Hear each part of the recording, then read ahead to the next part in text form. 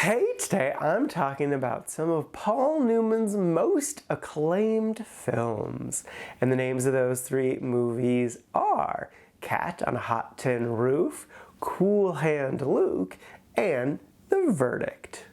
First up is Cat on a Hot Tin Roof. This is a 1958 film starring Elizabeth Taylor. And the basic premise is Elizabeth and Paul are a married couple who are in some tumultuous times. But they are currently visiting his father for his father's birthday. But Paul doesn't want to be there because he also has a terrible relationship with his father. I should point out too, this is a Tennessee Williams play, which makes sense why I loved it so much, because it's Tennessee Williams. He's so incredibly talented. Though I will note that Tennessee was not happy with the adaptation, and I'll get into that a little bit later. But I will say I did crazy love this movie. It's so good. It's hard to think of what I could possibly say about this movie that hasn't already been said. Suffice it to say, it definitely deserves all of the accolades and awards it's gotten over the decades. It's one of those films where you just hang on to every single word that's said, because it is just people talking at each other for the entirety of the runtime. But the conversations are so intense and fascinating that it's like watching a big action set piece. Metaphorical punches being thrown, bullets being shot, but it's just words delivered with a southern twang. And part of it too is that everyone's just lying constantly. And so it's trying to figure out the maze of what is actually the truth. And then when people do very intentionally tell the truth, is it the full truth? And then what does this mean? What are the ramifications for everything? It's so just a mind puzzle putting everything together, and it's so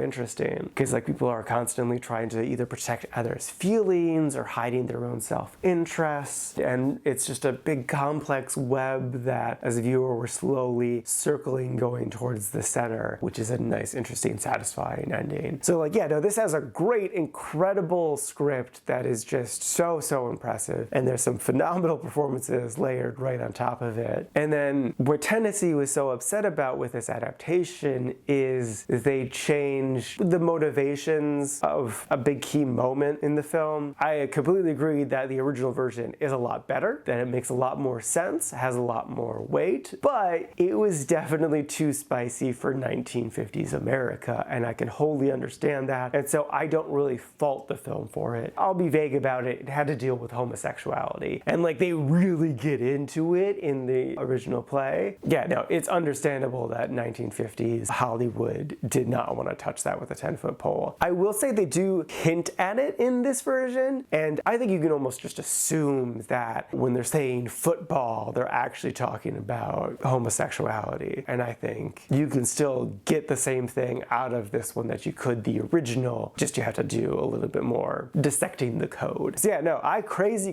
love this movie and would wholeheartedly recommend it. It's so good, it's so interesting, fantastic performances, such an incredible script. It's just a top to bottom amazing movie that is well worth a watch.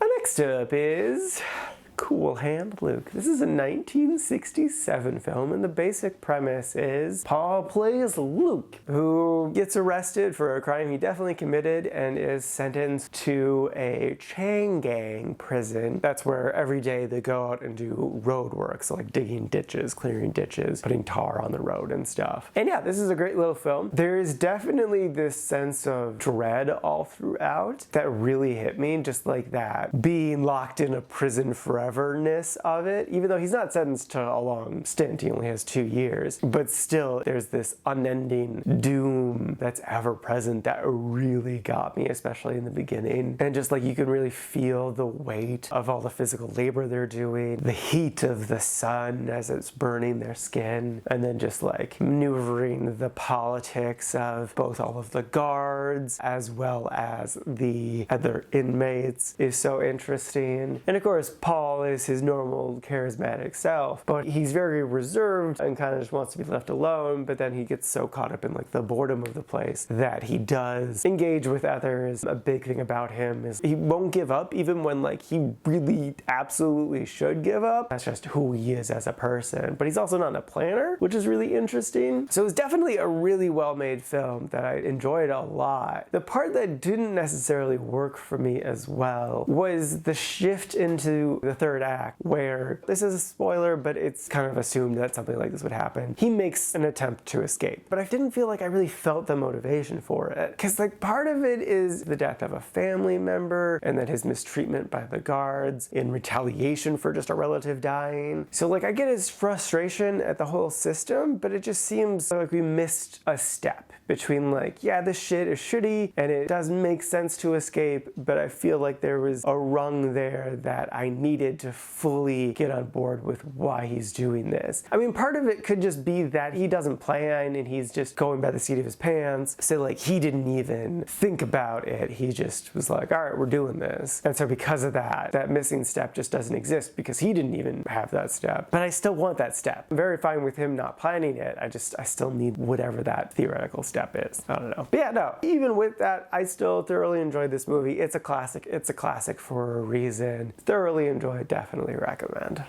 And lastly is The Verdict. This is a 1982 film, and the basic premise is Paul plays this alcoholic attorney who has been in a bit of a losing streak, hence the alcoholism. But then one day he realizes he's representing this case that's about to go to trial about this woman who was giving birth in a Catholic hospital, and the doctors gave her the wrong anesthetic, thus causing her to fall into a coma, and she's a vegetable for the rest of her life. So it's basically like a wrongful death case, even though she's not quite dead yet. And it was pretty solid. It was definitely an interesting story, because it's an underdog story for sure of this kind of, he's not an idiot, he's just a drunkard. So it's him like realizing he needs to get his act together, failing at getting his act together, and then getting so many setbacks all throughout the case as this mega church puts all of their boardroom of lawyers into this thing, because like, you know, it's bad press that a Catholic hospital killed someone. So yeah, no, it was a nice little film. It didn't blow me away. I don't really have a ton to say on it. It was just a good little experience that I would again recommend if you want a nice little classic courtroom drama, David and Goliath situation. So yeah, no, good film, would recommend. Alrighty, now for today's rankings. First up, we got Cat on a Hot Tin Roof sitting at number 4 in the Really Like section. And then after that is Cool Hand Luke sitting at number 8, again in the Really Like section. And then bringing up the rear is The Verdict sitting at number 16 in the Quite Like section. And this is out of a total of 36 old movies so far this year.